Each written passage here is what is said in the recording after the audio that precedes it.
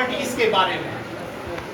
सबसे पहले हम पहली प्रॉपर्टी लेंगे समवर्ग का नियम, property of additions of RN यानी कि रैशनल नंबर, क्रम विनिमय नियम, कम्यूटेटिव लॉ, साहचर्य नियम, एसोसिएटिव लॉ, योगात्मक नियम, एडिटिव लॉ। समवर्ग के नियम में आपने देखा सामान्य जैसे हमने ऐड करना आपको सिखाया था, उसी कोई प्रक्रिया लागू होगी।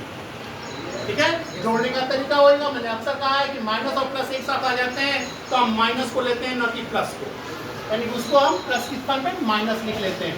ठीक है, उसी तरह अगर माइनस पहले आ जाता है तो हम माइनस के नंबर को हम बाद में लिख लेते हैं और प्लस को पहले लिख लेते हैं। अब फिर जोड़ने का प्रक्रिया वही समझाया था मैंने, दोनों का मल्टीप्लाई कर नीचे लिखते हैं और फिर इधर फिर न्यूमरेटर का डिनोमिनेटर का न्यूमरेटर में मल्टीप्लाई कर देते हैं, यानी 7 का 3 में गुणा करके यहाँ पे लिखते हैं। ठीक है ना मेरी बात, यानी 5 का 2 में मल्टीप्लाई किया 10 हो गया और 7 का 3 में मल्टीप्लाई किया 21 हो गया। क्लियर? देखिए 5 2 10 और 7 3 21। अब 10 अब माइनस है तो माइनस अब उतार लिया।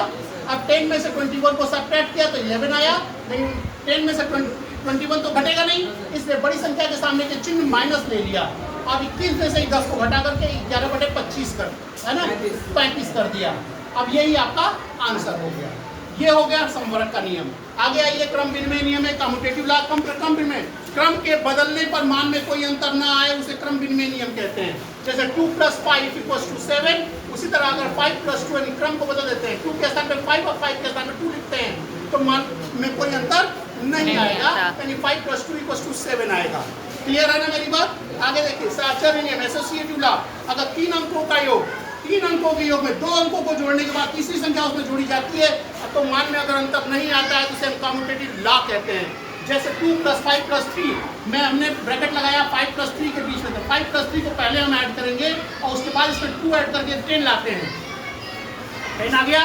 उसके बाद हमने इसी संख्या को फिर से लिखा 2 + 5 + 3, अब ब्रैकेट हमने 5 + 2 के ऊपर लगाया, 5 और 2 को ऐड किया तो ये कितना आया 7, और 7 और 3 ऐड किया तो आ गया फिर वापस 10। इसका मतलब संख्या में कोई अंतर, मान में कोई अंतर नहीं आया।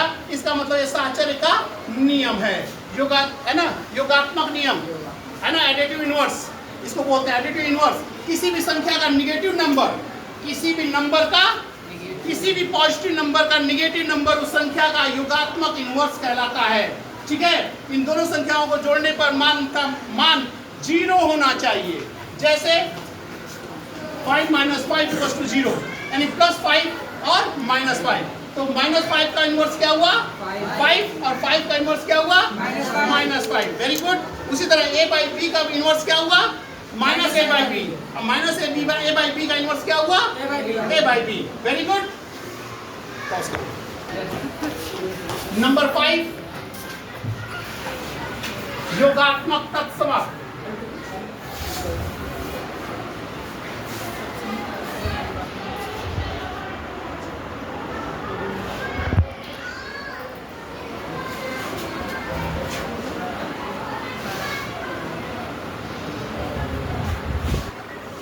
तत्समक क्या हो? तत्समक, इसको भी इनवर्स ही लगभग बोलते हैं।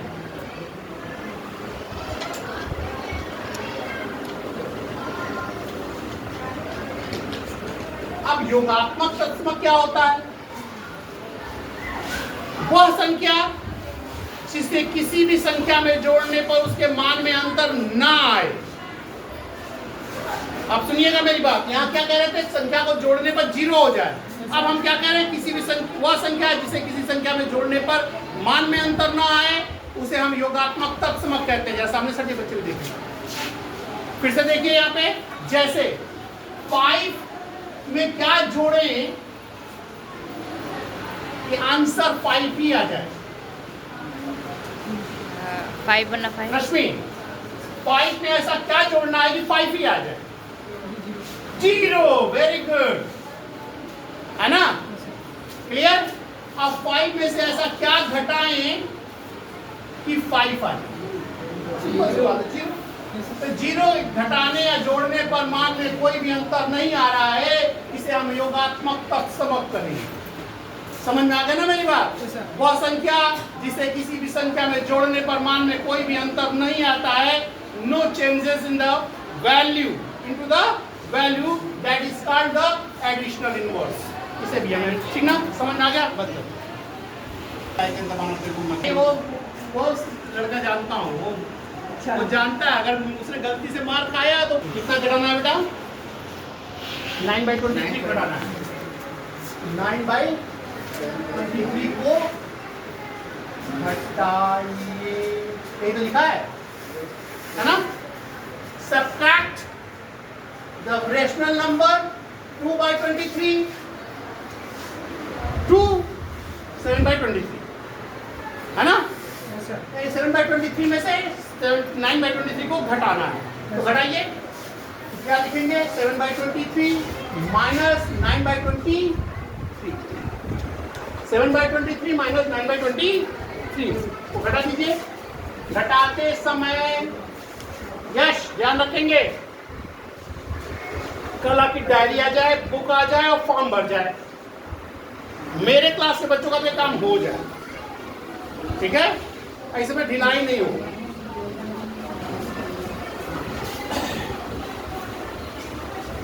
यहां देखिए अनन्या, कोई चीज बराबर है इसमें, क्या बराबर है, हाँ नीचे का नंबर बराबर है।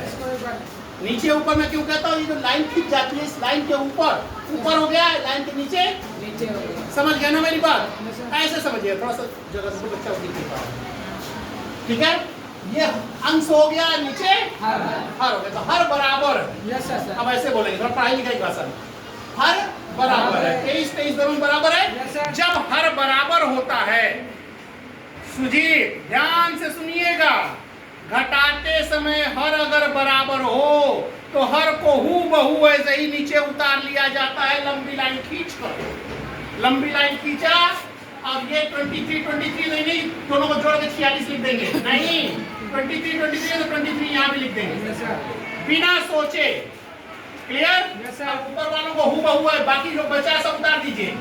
ये दोनों उतार दिया नीचे, ये 7 माइनस 9 उतर गया, ठीक है। 7 में से 9 घट जाएगा, नहीं घटेगा, तो 9 में से 7 घटाइए, कितना आएगा, 2 आएगा। अब बड़ी संख्या के सामने कौन सा चिन्ह है, माइनस, माइनस, और नीचे क्या है, 23 हो गया आंसर। कितना आसान, कितना आसान है।